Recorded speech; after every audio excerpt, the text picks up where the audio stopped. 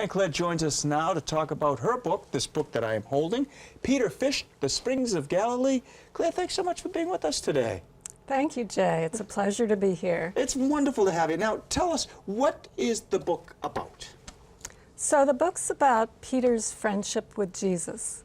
And Peter, I'm thinking, is a very self-assured fisherman. He knows where to catch his fish. He knows how to feed his town. And Jesus comes along and offers to have him follow him and become a fisher of men instead of a fisher of fish. So Peter goes along, sees what it's about, is very impressed by Jesus, but everything that Peter knows gets turned upside down and tested by Jesus.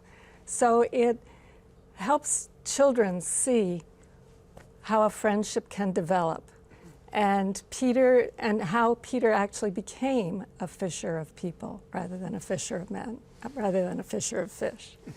You know, the story of Peter and Jesus is a story that appeals to all of us because it's one of friendship. But Claire, you wrote this book for a younger audience.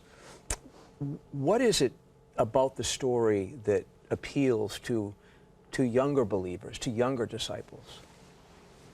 Well, I think the theme of friendship, how to be a good friend, is really important. And there's something about the way Peter breaks the rule of friendship by denying Jesus that I think kids get automatically. And the power of the story is that Jesus forgives Peter and reinstates him as a follower, as his follower, somebody who can take care of people and heal them. He doesn't write him off. He doesn't say, well, you denied me and therefore I'm never going to have anything to do with you again. So I think kids get that from a very early age. And the other thing is kids wrestle with what's real and what's not real. Mm-hmm. And Jesus shows that there are things that are possible that we can hardly believe would be possible. What made you decide to write the book? Because I've always found it interesting when someone writes a book and they have different topics, but you've decided to write about Peter and Jesus. How did it all come about? Well, I went on a pilgrimage to the Holy Land, and I actually saw the place where the scene in John 21 takes place, where Jesus, after the resurrection, comes to Peter and asks him, "Do you love me? Do you love me? Feed my sheep." What I realized in seeing that place and reading about it is that it was also the same place, most likely, where Jesus first called Peter.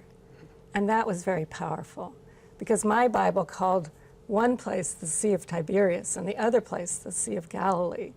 And I realized they're the same place. They're just different names for the Sea of Galilee. Mm-hmm. So that was very exciting. And then to find that the springs are right there, these 7 springs that feed algae and plankton into the water. So that's where the fish would gather. And so, of course, that's where the fishermen from the local towns would be. Mm-hmm. So hence the title. Hence the title. Now, Jay and I were looking at the book before the show and just kind of commenting on how beautiful the illustrations are, particularly from the eye of a child. Who is the illustrator? Because they are magnificent. So the illustrator is Lisa Sinelli. I met her by reviewing a lot of portfolios online. And she had a magnificent picture of an Easter Mass with a priest with the sunrise behind him and people of all different ethnicities in front of him.